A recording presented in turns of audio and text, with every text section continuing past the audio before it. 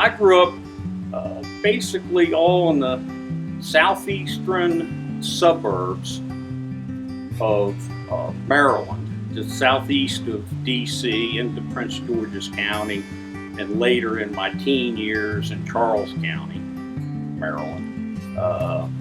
That's pretty much where I've resided my entire life. No, my parents decided that we would move further away from the city right before I started the 11th grade.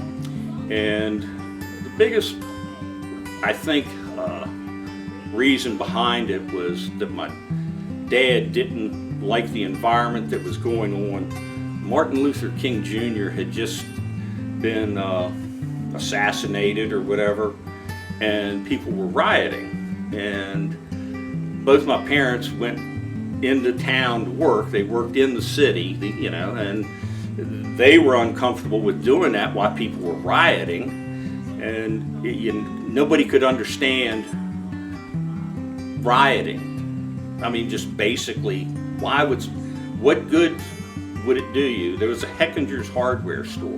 They go in, people rioting would go in and steal stuff. Well, that's not how you grieve or mourn somebody's death. But anyway, he didn't like that, so we moved to Charles County, where I went to Pamunkey High School, which was a school that was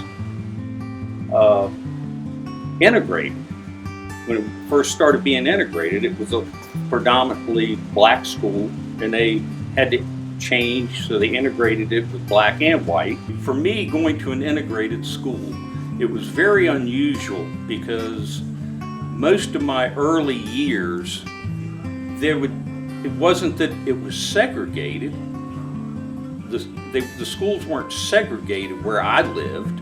There just wasn't a diversity of races.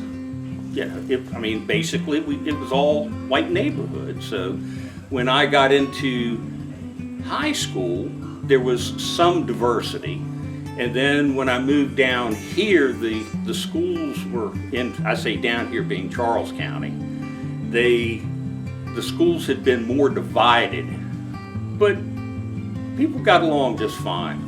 I mean, it's not like today's world where it's, what it is. There wasn't any problems at all.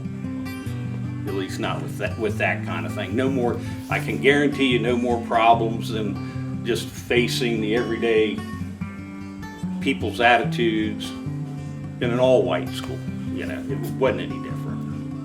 Things I've learned from being in an integrated school, which I never realized from being in a, basically an all-white school. Things that I took away from it is that people are the same. Some are good people and some aren't. And it was no different when I was in a school that was all white. I was in more fights when I was in an all-white school. So, and it also depended, like I say, I lived in an urban setting for most of it, then moved to Charles County where it was a rural setting, and people's attitudes in a rural setting are just so much more laid back than an urban setting. So I come away with it that, it's people, all people are how they are, and it's their upbringing and their surroundings.